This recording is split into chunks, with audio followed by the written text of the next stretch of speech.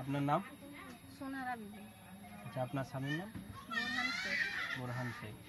আচ্ছা, ঠিক কি হয়েছিল মানে ওনার মৃত্যুর কারণ হিসাবে?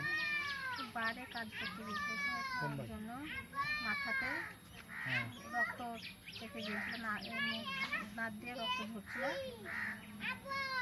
ক্যালসিয়াম বেরিয়ে গিয়েছিল রক্তের সাথে, মাথাতে জমে গিয়েছিল। আচ্ছা, মোটামুটি কতদিন ধরে উনি মুম্বাই আছেন?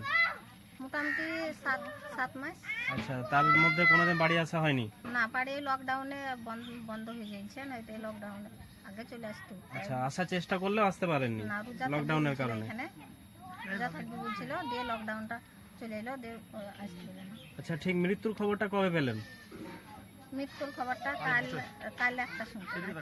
আজকে রাত্রে 1টার সময় পেয়েছেন? আচ্ছা, তো বাড়ি আছে আপনার এই 3টেই বাচ্চা, তাই তো? 2 মেয়ে আচ্ছা আর এক ছেলে। আচ্ছা আচ্ছা আচ্ছা, তার মানে জীবিকা উৎপাদনের জন্য কেবলমাত্র বুরহান শেখই ছিল বাড়িতে? হ্যাঁ, আর কেউ নাই। আর কেউ নেই? না। তো ভবিষ্যৎ জীবিকা বলতে কি আপনারা কি ভাবছেন? ভবিষ্যতে আপনাদের পরিবার সামাল দেওয়ার মতো আর কেউ আছে বলে? না, আর কেউ নেই। তো কি ভাবছেন জীবিকা নির্বাহের ক্ষেত্রে? কি হবে না হবে এখন ভগবান আল্লাহ জানে। কোনো অনুরোধ কারোর প্রতি? অনুরোধ কি, ওই মিডিয়াকে বলা হচ্ছে যে আমার এই ছেলে পেলে আছে, তাদেরকে যেন খানিক উপকার করে।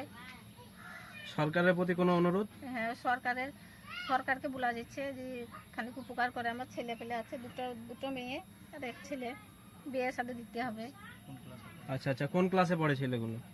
মেয়েটা পড়ে 8-এ, আর এই মেয়েটা পড়ে 4-এ, আর 1। আচ্ছা আচ্ছা, তার মানে এদের পড়াশোনার বিষয় নিয়ে একটা চিন্তার বিষয় রয়েছে। পড়াশোনাও করতে পারবো না, পয়সা তো ঘরে তো নাই। পরিবার সামাল দেওয়ার সঙ্গে সঙ্গে ছেলেদের শিক্ষার বিষয়ে একটা চিন্তা রয়েছে আপনার মাথায়? হ্যাঁ ঠিক আছে, তার মানে আপনি অনুরোধ জানাচ্ছেন সরকার যেন এই বিষয়ে কিছু করে? হ্যাঁ, সরকার কোনো ঠিক আছে, ধন্যবাদ।